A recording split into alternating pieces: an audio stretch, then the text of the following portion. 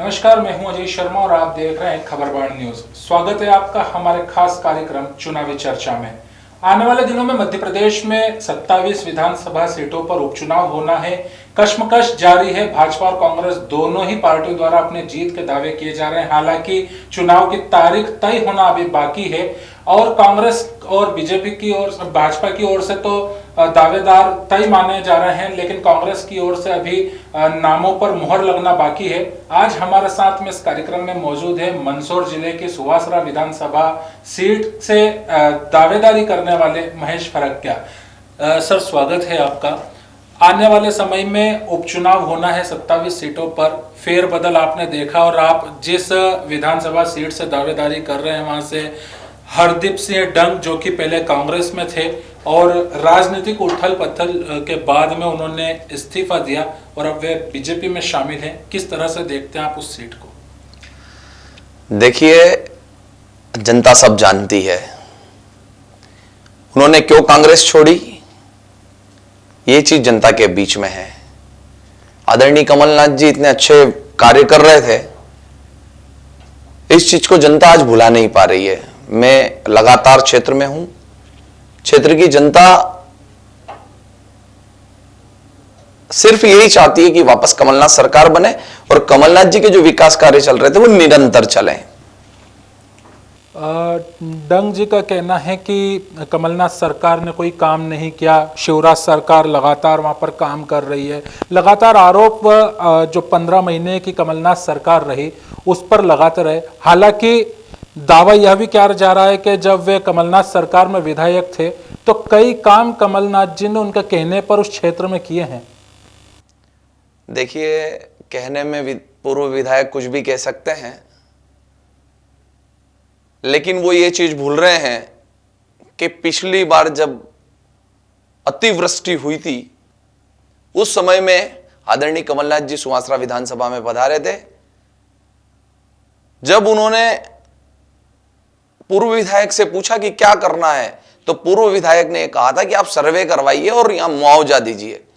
लेकिन कमलनाथ जी की सोच कितनी बड़ी है, उन्होंने उसी समय मंच से यह घोषणा करी कि कोई सर्वे नहीं होगा, बिना सर्वे के सबको मुआवजा दिया जाएगा।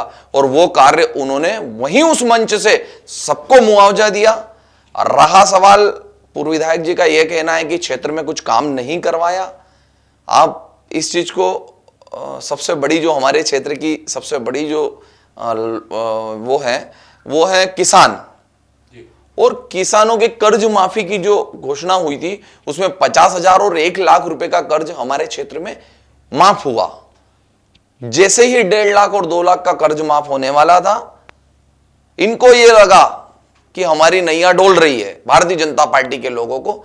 इन्होंने इनको बरगला के पैसों के दम पे, ऐसा सुनने में आ रहा है, इनको यहां से क्या पता कहां भेज दिया। पार्टी ने निरंतर संपर्क किया लेकिन ये कहीं नहीं दिखे, ये सीधे दिखे बेंगलोर में।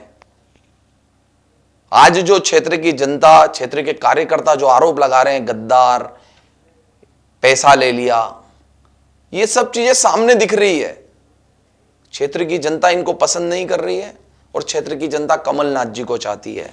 आपने बात की क्षेत्र से एक जो बड़ा केंद्र है किसान, 3 साल पहले भी, करीब 3 साल पहले भी एक आंदोलन वहां से उठा था, किसान आंदोलन, जिसमें कई किसानों की मौत हुई थी। उसके बाद में एक सियासी केंद्र वहां पे बन गया था। खुद राहुल गांधी वहां पर पहुंचे थे और किसानों से कर्ज माफी का उन्होंने वादा किया था। लेकिन भाजपा आरोप लगाती है कि कांग्रेस ने अपने वादे को निभाया नहीं और यही कारण रहा कि किसानों ने ही उनके आक्रोश के चलते कांग्रेस को इस प्रदेश से वापस जाना पड़ा। ऐसा नहीं है। जो आप किसान आंदोलन की जो बात कर रहे हैं वो आदरणीय इन मुख्यमंत्री जी शिवराज सिंह जी चौहान के कार्यकाल में ही हुआ था। जो दर्दनाक मौतें हुई थी वो इन्हीं के कार्यकाल में हुई थी। प्रशासन इनका था, जबरन लोगों पर गोलियां चलाई गई। कई ऐसे साथी, किसान साथी जो इसमें शहीद हो गए थे, आज तक उनको शहीदों का दर्जा नहीं दिया गया। रहा सवाल जनता नाराज, आप देख रहे हैं पूरी तरह से प्रदेश बेहाल था। आदरणीय कमलनाथ जी जिस समय इस प्रदेश को संभाला उस समय प्रदेश की स्थिति बहुत गंभीर थी। उसके बाद भी आदरणीय कमलनाथ जी ने 50,000 का कर्ज माफ किया, 1 लाख का कर्ज माफ किया। किसानों की कई ऐसी योजनाएं थी जो उन्होंने उसी जिस समय बैठे उसी समय शुरुआत करी। आप वृद्धा पेंशन को ले लीजिए, आप कन्या विवाह को ले लीजिए। अभी अभी आपने सुना होगा कन्या विवाह की राशि 51,000 से वापस 28,000 कर दी। बताइए आप कैसे अपन कहें कि ये किसान हितैषी है, कैसे अपन कहें ये मामा मामा करते हैं? आप बताइए कहां से मामा है? अगर मामा है, मामा वाली बात करते हैं तो इनको ये योजना बंद नहीं करनी थी। अगर असली मामा देखा जाए तो कमलनाथ जी हैं, क्योंकि कमलनाथ जी ने ऐसी योजनाओं को शुरू की जो हर वर्ग के काम की योजनाएं थी। महेश जी, आने वाले समय में उपचुनाव होना है। भाजपा की ओर से तो लगभग तय है, क्योंकि जिन लोगों ने कांग्रेस से इस्तीफा दिया है और जो बीजेपी में शामिल हुए हैं वही लोग दावेदार हैं, वही लोग बीजेपी के चिन्ह पर चुनाव लड़ेंगे। लेकिन कांग्रेस की ओर से अभी तक कोई नाम तय नहीं किए गए हैं।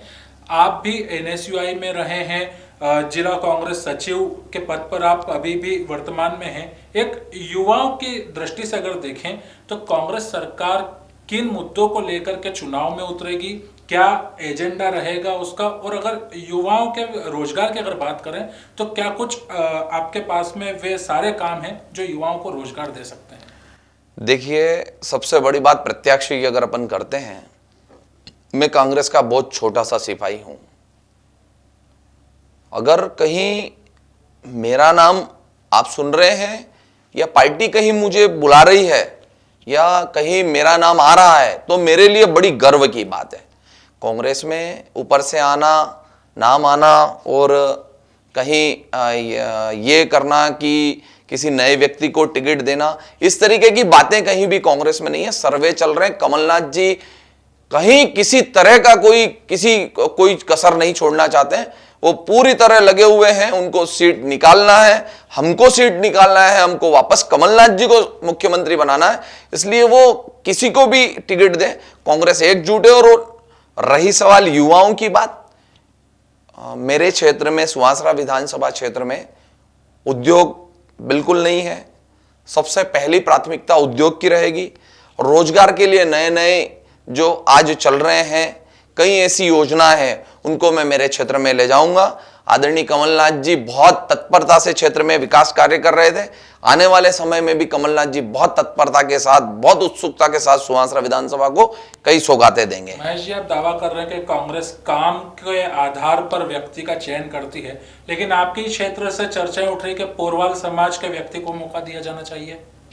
देखिए, कांग्रेस में पोरवाल समाज या किसी समाज से टिकट नहीं दिया जाता है।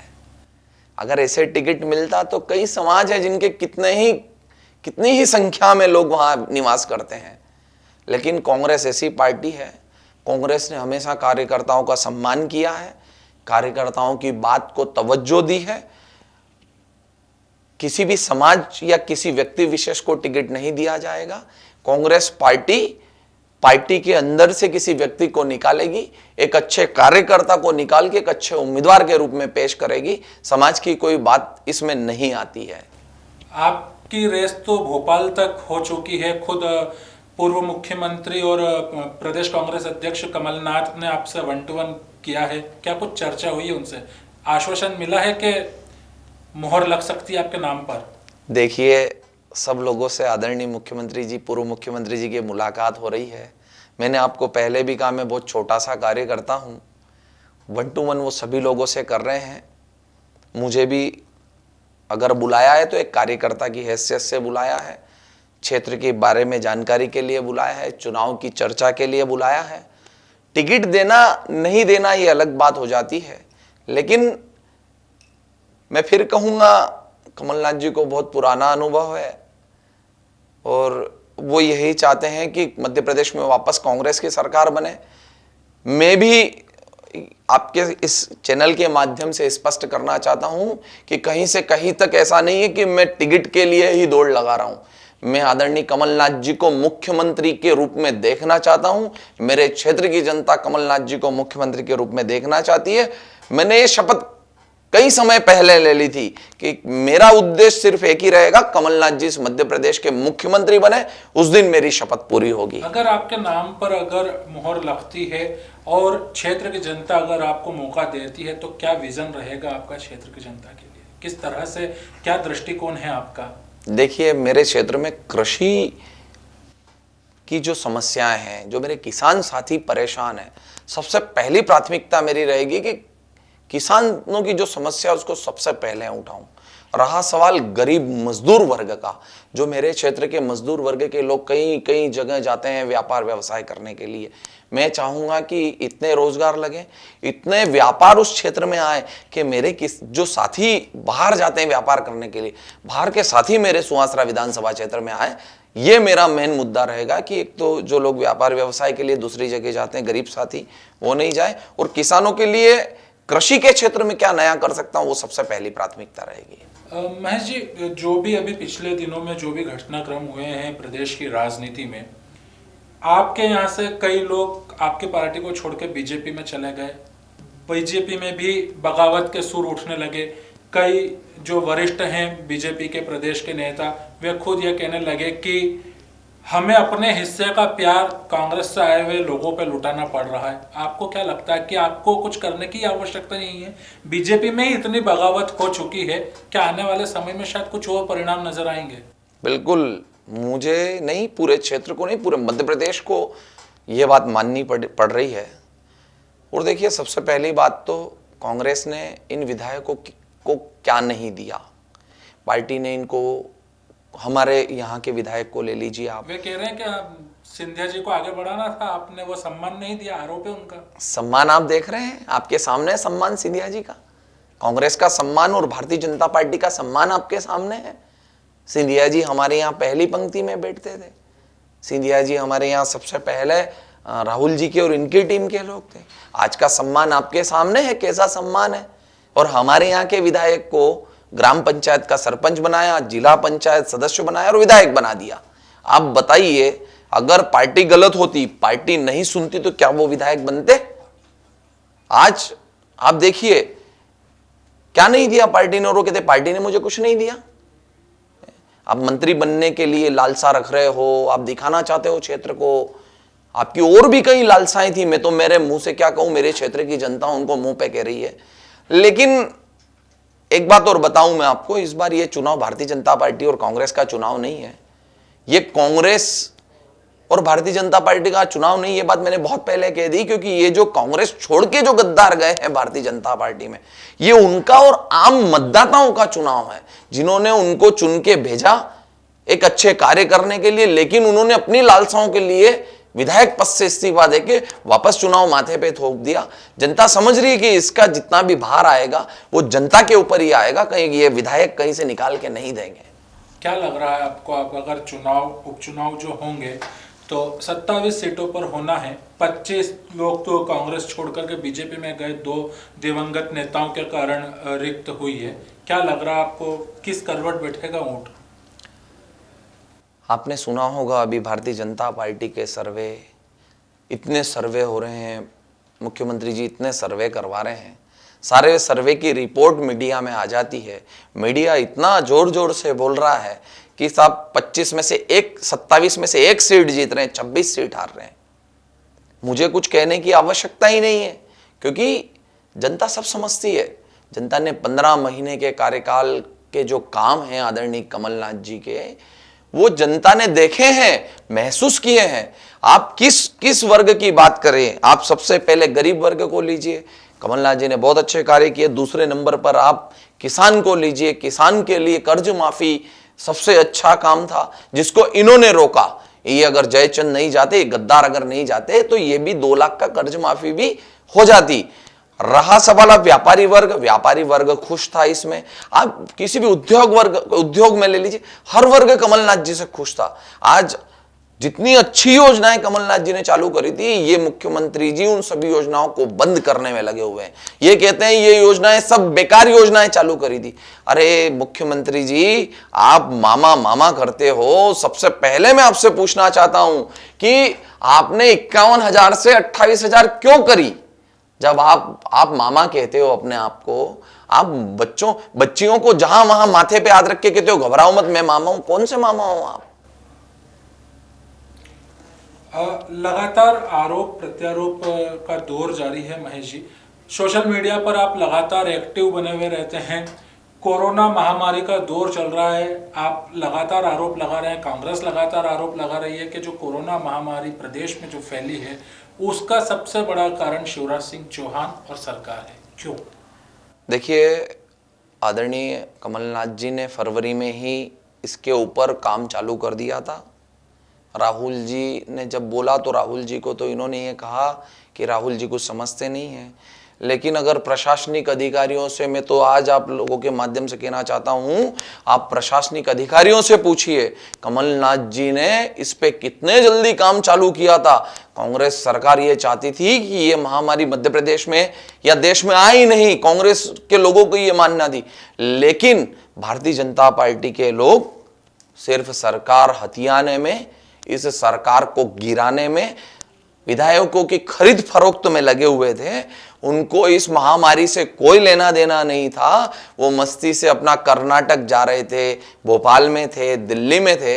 ये भूल चुके थे कि क्षेत्र की जनता के बीच में ये महामारी फैलेगी तो क्या स्थिति होगी। और अभी आप स्थिति देखिए, कितनी दयनीय स्थिति है, कितना फैल चुका है कोरोना। ये कोरोना सिर्फ भारतीय जनता पार्टी के कारण फैला है।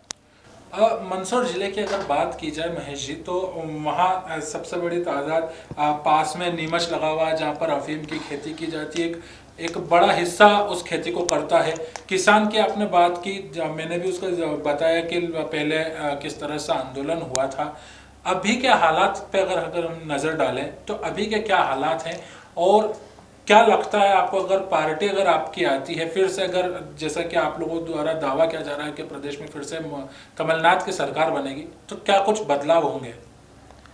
बहुत अच्छी बात करी आपने। अभी किसान की स्थिति यह है, सोयाबीन की फसल पूरी तरह गल चुकी है, उसको प्राकृतिक प्रकोप ने खत्म कर दिया है। पिछली बार यही विधायक आदरणीय कमलनाथ जी मुख्यमंत्री थे, उन्होंने एक मंच से कहा था कि ये मेरे कपड़े फाड़ देता अगर मैं इस क्षेत्र में नहीं आता तो। उस समय ये विधायक थे, आज ये मंत्री हैं। हरदीप सिंह डंग की बात करें, ये मंत्री हैं।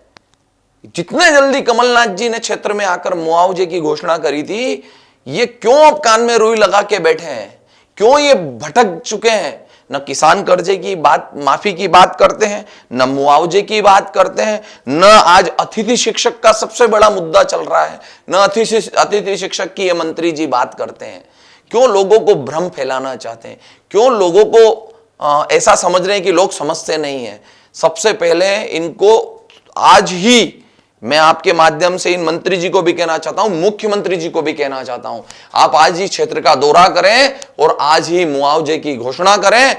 अगर आप सरकार में हैं, अगर आप, हम तो आपको मंत्री नहीं मानते हैं क्योंकि आप इस्तीफा दे चुके हैं, आप विधायक नहीं है, लेकिन अगर आप जिस तरीके से सुहासरा क्षेत्र को पागल बना रहे हैं, आप सबसे पहले मुआवजा दिलवाइए। आपने कहा था 40, जब मुख्यमंत्री जी से एक दिन पहले या 2 दिन पहले शिवराज सिंह चौहान जी मंदसौर जिले में आए थे, आपने ये कहा था हर किसान को 40,000 रुपए प्रति हेक्टेयर के हिसाब से मुआवजा मिलना चाहिए। अब आपकी सरकार है, आप उसमें 40,000 रुपए प्रति हेक्टेयर मुआवजा दीजिए। आपने हमारे मंदसौर जिले में, मंदसौर में आपने बिजली बिलों की होली जलाई थी कि कोई बिजली बिल नहीं भरेगा। आपकी सरकार है, आप परिस्थिति पूरी देख रहे हैं, कोरोना है, फसल खराब हो चुकी है, आप अब बिजली के बिल भी माफ करिए ना। आप लगातार आरोप लगा रहे हैं, चाहे बिजली बिल माफी की बात हो, किसान की बात हो, युवा रोजगार की बात हो। क्या आप जनता के बीच में गए हैं, उनकी समस्याओं को जाना है? और अगर जनता से आपने बात की है तो मौजूदा मंत्री और कांग्रेस में रहे हरदीप सिंह डंग को लेकर के लोगों की क्या प्रतिक्रियाएं आपको मिली है वहां से? हमारे मालवी में एक कहावत है, अगर किसी की पेट पे लात की कोई मारता है तो तकलीफ होती है। ये जो मंत्री जी हैं, इन्होंने किसानों की जो कर्ज माफी है, जो किसानों का कर्ज माफी का जो दौर चल रहा था, 1.5 लाख रुपए का दौर आने वाला था, 2 लाख रुपए माफ होने वाले थे, उस परिस्थिति में इन्होंने सरकार को गिराया। अब इन्होंने क्या लिया क्या दिया आप भी सुन रहे हैं, क्षेत्र में सभी जगह यही चर्चाएं चल रही है। लेकिन इन्होंने इनकी महत्वाकांक्षा के कारण इस सरकार को गिराया। आप छोटे से गांव में जाइए, छोटे से गांव का आदमी यही कहेगा कमलनाथ जी अच्छा काम कर रहे थे, कमलनाथ जी कर्ज माफी कर रहे थे, कमलनाथ जी की सरकार नहीं गिरनी थी। लेकिन इन लोगों ने, इन जय चंदों ने, इन्होंने अपने स्वार्थ के लिए, खुद के स्वार्थ के लिए इस सरकार को गिराया। ये चीज हर वर्ग समझ रहा है, हर वर्ग इसके खिलाफ है। आज की तारीख में आप क्षेत्र में घूमे हैं, आप भी क्षेत्र में जाके आए हैं, आपने भी देखा होगा बड़ी बड़ी स्थिति गंभीर है क्षेत्र की। और मंत्री जी अपने लाव लश्कर के साथ सिर्फ जाते हैं गांव में, लोगों से जो लोग मिलना ही नहीं चाह रहे हैं। आप देख रहे होंगे कितने लोग मिल रहे हैं, लोग बड़े व्यथित हैं। और मंत्री जी अपने मंत्रिमंडल की मीटिंगों में और भोपाल में व्यस्त हैं। कांग्रेस की ओर से भी जो वरिष्ठ नेता हैं लगातार संपर्क कर रहे हैं, सर्वे कर रहे हैं, क्या कुछ निकल के सामने आ रहा है इस मंथन से? मेरे पास एक ही बात है, कमलनाथ जी वापस मुख्यमंत्री बनेंगे। मेरा संकल्प है उसी दिन पूरा होगा जिस दिन आदरणीय कमलनाथ जी मुख्यमंत्री बनेंगे। उनके मुख्यमंत्री बनने के पीछे ऐसा नहीं है कि भारतीय जनता पार्टी की सरकार गिराना है। लोग दिलों से, किसान, मजदूर वर्ग, गरीब वर्ग, हर वर्ग चाहता है कि जो योजनाएं कमलनाथ जी की थी, जो कार्य कमलनाथ जी के थे, जो इस सरकार ने बंद कर दिए हैं, जो छल कपट के साथ इन्होंने सरकार गिराई है, आज क्षेत्र का हर व्यक्ति, मध्य प्रदेश का हर व्यक्ति, आप मध्य प्रदेश से बाहर भी जाइए तो लोग यही कह रहे हैं नहीं, इनको 5 साल सरकार चलाने देनी थी। बीजेपी के लोग कह रहे हैं कि इनको 5 साल सरकार चलाने देनी थी, 5 साल में देखना था, उसके बाद अगले चुनाव में इनको उस नतीजे के लिए तैयार खड़ा रहना। लेकिन उन्होंने छल कपट के साथ लोकतंत्र की हत्या करी है और इस हत्या का परिणाम इनको उपचुनाव में देखने को मिलेगा। अंतिम सवाल महेशी, आपको क्यों लगता है कि पार्टी आप पर विश्वास जताए, और वो कौन से काम होंगे जब अगर पार्टी मौका देती है तो क्षेत्र की जनता को आपके नेतृत्व में वो सारी सुविधाएं मिलेंगी? देखिए, पार्टी मुझे टिकट देने का जहाँ तक सवाल है, पार्टी का सर्वे चल रहा है। मुझे भी 20 साल कांग्रेस में काम करते करते हो गए हैं और मुझे तो कांग्रेस ने बहुत दिया। मैं जिला अध्यक्ष रहा NSUI का, प्रदेश सचिव रहा NSUI का, जिला कांग्रेस में सचिव हूँ, तो ये सब कांग्रेस ने मुझे बहुत दिया है।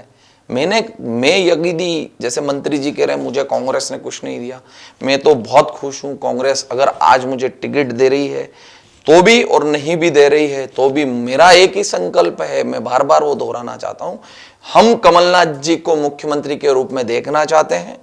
और रहा सवाल क्षेत्र का, तो देखिए क्षेत्र में उद्योगों की बहुत कमी, जिस पर आज तक किसी सरकार ने कुछ सोचा नहीं है। उद्योगों की जरूरत है, रोजगार के नए नए आयाम स्थापित करने की जरूरत है, कई ऐसे कार्य हैं जो क्षेत्र में लाने की जरूरत है।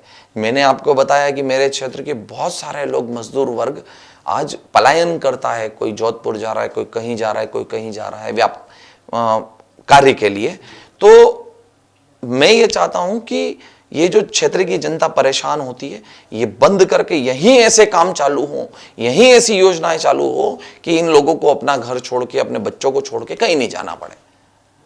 तो निश्चित तौर पर महेश फड़किया जी हमसे आज बात कर रहे थे, जिनका सीधे तौर पर कहना है कि उन्हें टिकट की कोई लालसा नहीं, लेकिन फिर भी वे आत्मविश्वास से भरे। उनका कहना है कि अगर पार्टी अगर उन्हें एक मौका देती है तो निश्चित तौर पर वे अपने क्षेत्र की जनता के उम्मीदों पर खरा उतरेंगे। साथ ही उन्होंने मौजूदा मंत्री और कांग्रेस में रहे हरदीप सिंह डंग पर भी निशाना साधा कि उन्होंने किस तरह से पार्टी को धोखे में रखकर, क्षेत्र की जनता को धोखे में रखकर बीजेपी से सौदेबाजी की, यह आरोप महेश फड़किया जी ने लगाया है। बहुत बहुत धन्यवाद खबरबाण के इस खास कार्यक्रम में। फिलहाल हमारे इस कार्यक्रम में इतना ही। ताजा तरीन खबरों के लिए आप देखते रहिए खबरबाण न्यूज। नमस्कार।